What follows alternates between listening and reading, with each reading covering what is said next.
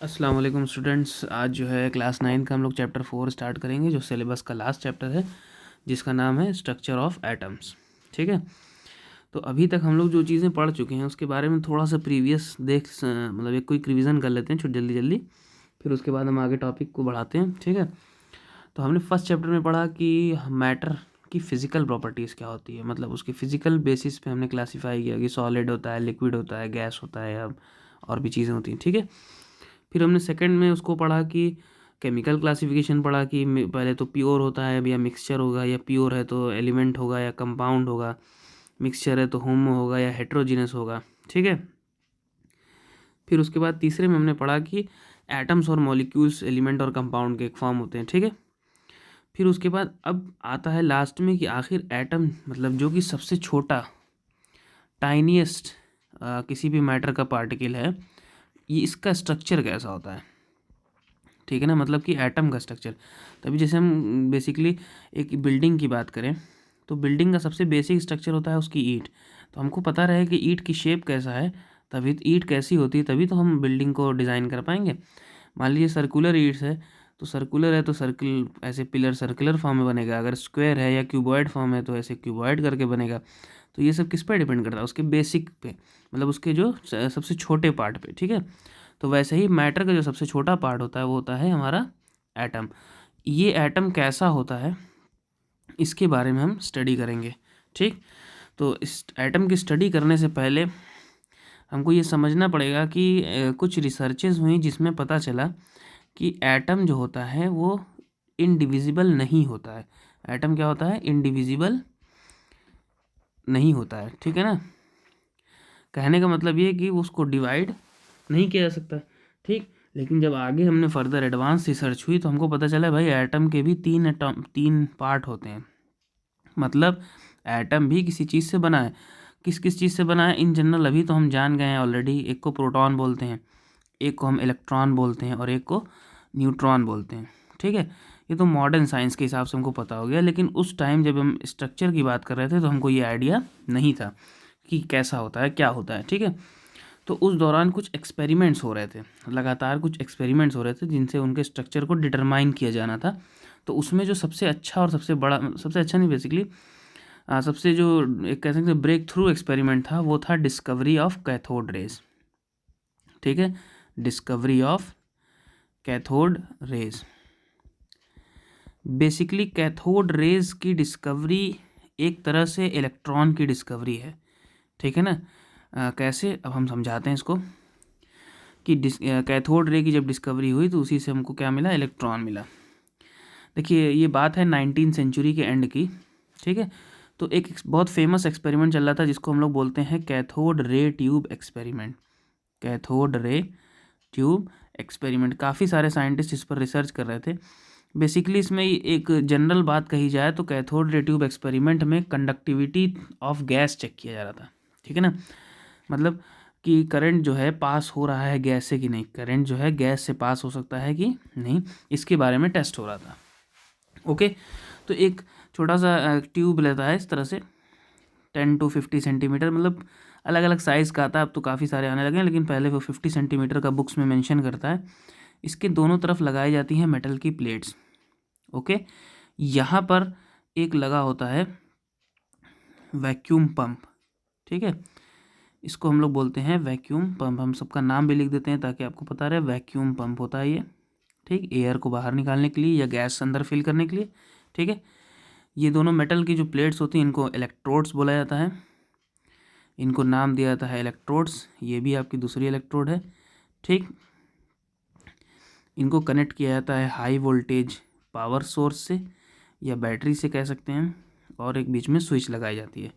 ठीक है, अब हमको ध्यान रखना होता है कि जो पॉजिटिव टर्मिनल से कनेक्ट है, ठीक है ना, जो बैटरी के पॉजिटिव टर्मिनल, देखिए बैटरी का ये पॉजिटिव टर्मिनल है, ये वाला निगेटिव टर्मिनल, प्लस माइनस ऐसे ही होता है। तो प्लस से जो कनेक्टेड होता है इलेक्ट्रोड उसको हम लोग बोलते हैं एनोड।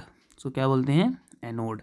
ओके, और इस पर प्लस साइन लगाते हैं। और जो निगेटिव टर्मिनल से कनेक्ट होता है उसको हम लोग बोलते हैं कैथोड, उसको बोलते हैं कैथोड, और इस पर माइनस साइन लगाते हैं। ठीक, तो इनिशियली जो है इसके अंदर गैसेस फिल की गई।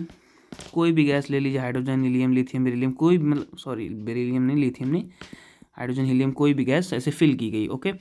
फिर ऐसे पास किया गया, मतलब करंट की सप्लाई ऑन की गई, तो देखा गया कि कंडक्शन नहीं हो रहा है, ठीक। ऑर्डिनरी कंडीशन में देखा गया कि कंडक्शन नहीं हो रहा है, लेकिन जब वैक्यूम पंप से एयर को बाहर निकाला गया, तो नोटिस किया गया कि जब प्रेशर यहाँ, मतलब जब एयर बाहर निकलेगी तो प्रेशर कम होगा अंदर, तो नोटिस किया गया कि जैसे जैसे प्रेशर कम हो रहा है वैसे वैसे करंट जो है कंडक्ट हो रहा है। मतलब प्रेशर को डाउन किया जा रहा था तो कंडक्शन क्या हो रहा था, कंडक्शन ऑफ करंट बढ़ रहा था, ठीक है, कंडक्शन करंट बढ़ रहा था, ठीक है। उसके बाद फिर जो है फिर करंट को बढ़ा के चेक किया गया, तो देखा गया कि और शार्प मतलब करंट का फ्लो हो रहा था। तो एक टेम्परेचर लिया गया 10,000 वोल्ट, ठीक है। जब इस पूरे करंट को 10,000 वोल्ट पे ले जाया जाता है सेटअप को, तो होता क्या है कि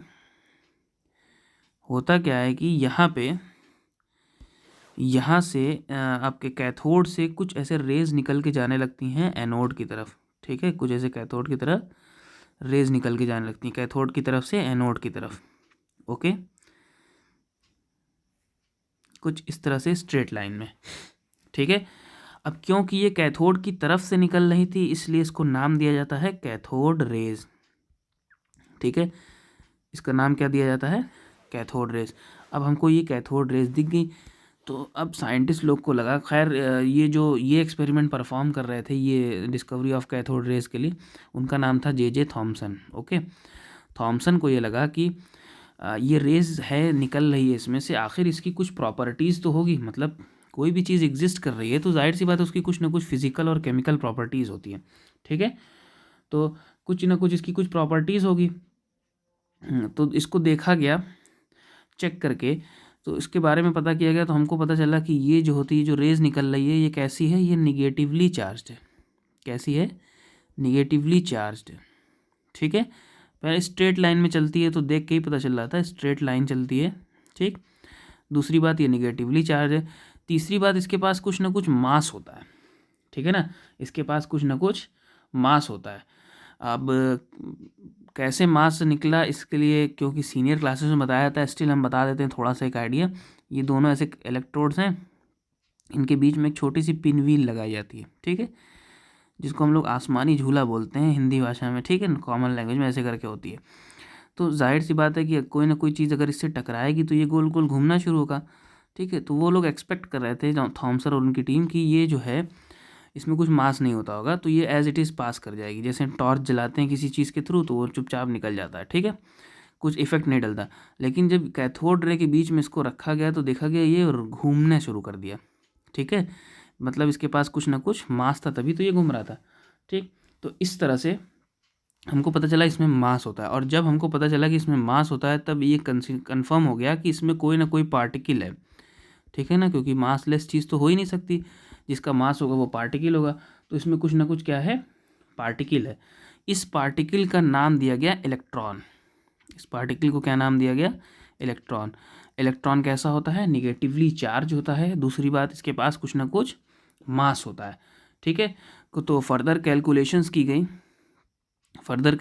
की गई तो हमको मास ऑफ इलेक्ट्रॉन क्या निकल के मिलता है, मास ऑफ इलेक्ट्रॉन हमको मिला 9.1 इंटू 10⁻⁻31 किलोग्राम्स, ओके। और हमको चार्ज ऑन इलेक्ट्रॉन मिला, चार्ज ऑन इलेक्ट्रॉन हमको मिलता है, वो मिलता है -1.6 इंटू 10⁻⁻19 कूलम, ठीक है, कूलम्स। तो ये दोनों इम्पॉर्टेंट इन्फॉर्मेशन निकल के आती है यहाँ से, ठीक है, और इसको हमको याद भी करना पड़ता है वैल्यूज़, क्योंकि इसकी काफ़ी ज़रूरत पड़ेगी। तो इस तरह से कैथोड रे एक्सपेरिमेंट से हमको क्या पता चला कि कैथोड रेज होती हैं, उनके स्ट्रेट लाइन में ट्रेवल करती हैं, उनका चार्ज निगेटिव होता है, वो निगेटिवली चार्ज होती हैं, उनके पास कुछ ना कुछ मास होता है, ठीक है। और फिर मास ऑफ उसमें भी जो पार्टिकल होता है उसका नाम दे दिया गया इलेक्ट्रॉन, और उसका फिर मास भी कैलकुलेट कर लिया गया, और फिर उस पर चार्ज भी कैलकुलेट कर लिया गया, ठीक। अब इसके बाद सबको ये पता था कि एटम जो है न्यूट्रल स्पीशीज़ है, तभी तो जिंदा है, क्योंकि चार्ज स्पीशीज़ जिंदा नहीं रह सकती अकेले, ठीक है ना। तो एक कंसीडर किया जा रहा था कि एटम हमेशा इलेक्ट्रिकली न्यूट्रल होता है। तो साइंटिस्ट लोग लग गए फिर दूसरे पार्टिकल पे खोजने में, क्योंकि उनको पता लगा कि जब इसमें निगेटिवली चार्ज पार्टिकल है तो इसमें कोई ना कोई पॉजिटिव चार्ज पार्टिकल भी होगा। तो उसके बाद ये एक्सपेरिमेंट आता है डिस्कवरी ऑफ एनोड रेज, या हम कह सकते हैं प्रोटॉन। ओके, अब सेटअप को थोड़ा सा चेंज किया जाता है। देखिए, जो प्रोटॉन की डिस्कवरी है उसमें ज़्यादातर वर्क गोल्डस्टीन का था। ई गोल्डस्टीन एक साइंटिस्ट थे, उनका ही, ठीक है। ये बात है 1886 की नियर अबाउट। तो उन्होंने क्या किया, उन्होंने इस बार फिर से वही कैथोड रे ट्यूब लिया, सब कुछ सेम पूरा सेटअप लिया, वही लो प्रेशर वैक्यूम के साथ, वैक्यूम पम्प के साथ, ताकि हम इसमें वैक्यूम क्रिएट कर सकें। यहाँ पर लिया गया एनोड, इधर लिया गया कैथोड। लेकिन इस बार जो कैथोड लिया गया वो कैसा लिया गया, परफोरेटेड लिया गया, ठीक। कैसा लिया गया, परफोरेटेड। परफोरेटेड का मतलब कि उसमें जैसे छलनी होती है ना, आर पार दिखाई देता कुछ उस तरह से, ताकि अगर कुछ निकले तो उसके पीछे जाए, ठीक है। और एज़ यूजुअल इस बैटरी को भाई पॉजिटिव टर्मिनल से कनेक्ट हुआ तो ये एनोड होगा हमारा, और ये हमारा क्या होगा, कैथोड होगा। बस इस बार ये परफोरेटेड फॉर्म में है, ठीक है। लो प्रेशर पे high voltage current near about 10,000 voltage current लिया गया। तो देखा गया कि कैथोड रे से तो भाई रेज निकल के जा रही हैं आपकी एनोड की तरफ, जिसको हम लोग प्रीवियसली पढ़ चुके हैं, जिसका नाम क्या दिया गया था, कैथोड रेज, ठीक है ना। क्या नाम दिया गया था, कैथोड रेज। लेकिन फिर नोटिस किया गया कि स्क्रीन ट्यूब के इस तरफ जो है कुछ ना कुछ ग्लोइंग दिख रहा है, कुछ ना कुछ ग्लो दिख रहा है। तो इसका मतलब इधर से भी कुछ रेजेस जो हैं इधर जा रही थी, ठीक है। एंड मतलब कुछ रेज इधर भी जा रही थी, ठीक है। तो इससे ये कंक्लूजन निकाला गया कि इसका मतलब एनोड की तरफ से भी कोई ना कोई रेज आ रही है, जो कैथोड के उसके मतलब परफोरेशन से पास आउट होकर और इसकी तरफ ट्यूब पे जाके ग्लो कर रही है, ठीक। इस रेज को नाम दिया गया एनोड रेज। ओके, इस रेज को क्या नाम दिया गया, एनोड रेज, क्योंकि ये एनोड की तरफ से लग रहा था कि आ रही हैं, ठीक है। अच्छा, क्योंकि ये परफोरेटेड से कैथोड से निकले तो एक तरह से ये कैनाल सिस्टम पार कर रही थी, तो उसको कैनाल रेज भी बोलते हैं, ठीक है ना। उसके बाद फिर क्या किया गया, इस पर फर्दर जो है अलग अलग चीज़ों से पता लगाया गया, मतलब रिसर्चेस की गई और फर्दर डिटेल में, तो इसे पता चला कि ये पॉजिटिवली चार्ज होता है। ये जो रेज होती है कैसी होती है, पॉजिटिवली चार्ज होती है। अगेन इसके पास मास होता है, ठीक है। तो इन सब से तमाम कंक्लूजन से निकला क्या कि इसमें एक पार्टिकल होता है, उस पार्टिकल को नाम दिया गया क्या, प्रोटॉन, ठीक है। उस पार्टिकल को नाम दिया गया क्या, प्रोटॉन। और प्रोटॉन जो होता है, फिर उसके ऊपर कैलकुलेशंस की गई तो पता चला कि जो प्रोटॉन का मास होता है वो नियर अबाउट इक्वल होता है आपका 1.67 इंटू 10⁻⁻27 किलोग्राम से। ओके, और जो इस पर चार्ज होता है वो इक्वल और अपोजिट होता है इलेक्ट्रॉन के। चार्ज ऑफ प्रोटॉन जो होता है वो इक्वल और अपोजिट होता है। उधर देखिए क्या था, प्लस -1.6, तो इधर प्लस होगा 1.6 इंटू 10⁻⁻19 कूलम्स। ओके, तो ये उसका क्या निकला, हमको चार्ज निकला। तो प्रोटॉन की भी इसी तरह से डिस्कवरी हो गई। गोल्डस्टीन ने सारे मतलब स्टेप्स फॉलो किए थे, रिसर्चेस की थी, ठीक है। तो इस तरह हमको मिल गए 2 सब एटॉमिक पार्टिकल्स कि कैथोड रे एक्सपेरिमेंट से हमको पता चला कि इलेक्ट्रॉन होता है, और उसी पे कैथोड रे से ही एक्सपेरिमेंट सेटअप में सेम में एनोड रेस का फॉर्मेशन हो, जिससे पता चला कि इसमें क्या होता है, प्रोटॉन होता है। क्लियर। अच्छा, अब ये दोनों जो थे पहले डिस्कवर हुए थे, और हमारा जो न्यूट्रॉन होता है वो बहुत काफ़ी बाद में डिस्कवर हुआ था। उसका रीज़न ये है कि सबको लगा कि पॉजिटिव और नेगेटिव हो गया तो अब एटम में कुछ नहीं होता होगा। लेकिन आगे चल के 1934 में काफ़ी दिनों के बाद एक एक्सपेरिमेंट कर रहे थे चैडविक नाम के साइंटिस्ट, तो उनको आइडिया लगा कि इसमें कोई ना कोई पार्टिकल्स होता है। तो क्योंकि वो इन द चैप्टर आगे है तो हम उसको आगे डिस्कस करेंगे। तो इस लेक्चर में बस इतना ही। कोई डाउट हो, कोई क्वेश्चन हो तो please ask in the comment section. Thanks for watching.